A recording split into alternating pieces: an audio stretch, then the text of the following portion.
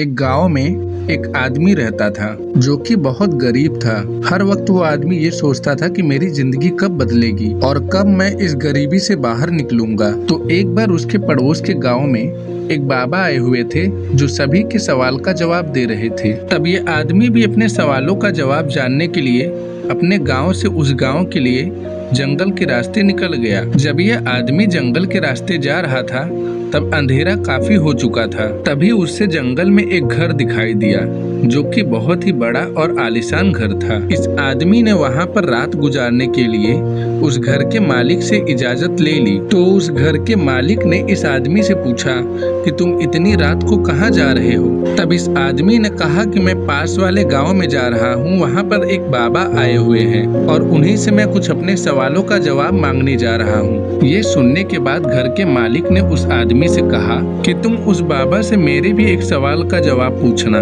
मेरी बेटी 20 साल की है और वह गूंगी है।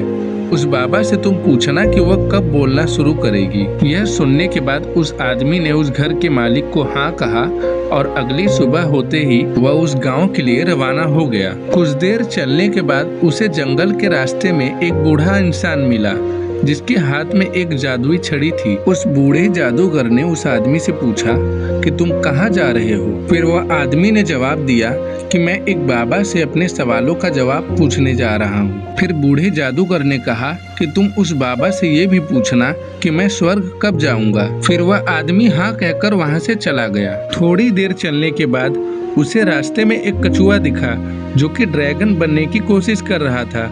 फिर उसने भी पूछा कि तुम कहाँ जा रहे हो। फिर वो आदमी ने उससे भी कहा कि मैं एक बाबा से अपने सवालों का जवाब पूछने जा रहा हूँ। फिर उस कछुए ने भी उस आदमी से कहा कि तुम बाबा से ये भी पूछना कि मैं ड्रैगन कब बनूंगा। आदमी ने कछुए को हाँ कहकर वहाँ से आगे की ओर चला गया। जब वो आदमी बाबा के पास पहुँचा तो बाबा ने उस आदमी से कहा कि तुम मुझसे कोई भी 3 ही सवाल पूछ सकते हो। अब आदमी सोच में पड़ गया कि मैं अपना सवाल पूछूं कि उन तीनों का। फिर आदमी ने सोचा कि मेरा तो सवाल ये था कि मैं इस गरीबी से कब बाहर निकलूंगा, तो मेरा तो सवाल बहुत छोटा है, तो मैं उन तीनों का ही सवाल पूछ लेता हूँ। फिर उस आदमी ने उस कछुए का सवाल पूछा कि वह कछुआ ड्रैगन कब बनेगा। फिर उस बाबा ने जवाब देते हुए कहा कि जब वो कछुआ अपने कवच से बाहर निकलेगा तब वो ड्रैगन बन जाएगा। फिर उस आदमी ने उस बूढ़े जादूगर का सवाल पूछा कि वह बूढ़ा स्वर्ग कब जाएगा। तब उस बाबा ने जवाब दिया कि जब वो बूढ़ा अपना जादू की छड़ी किसी और को दे देगा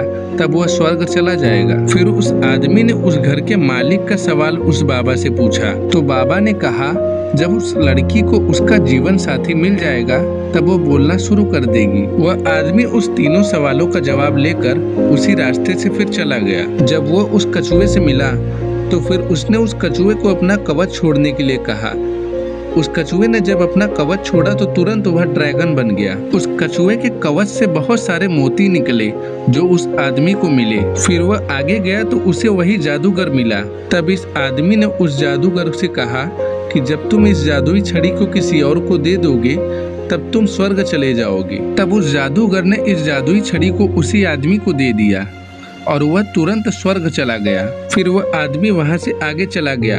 आगे जाने के बाद वही उसे घर का मालिक मिला। तब उस आदमी ने उस घर के मालिक से कहा कि जब तुम्हारी बेटी को उसका जीवन साथी मिल जाएगा तब वो बोलना शुरू कर देगी। तब उस घर के मालिक ने अपनी बेटी की शादी उसी लड़के से करा दी और वह लड़की बोलने लगी। दोस्तों, इस कहानी से हमें यह सीख मिलती है कि कभी कभी हमें कुछ पाने के लिए कुछ खोना पड़ता है।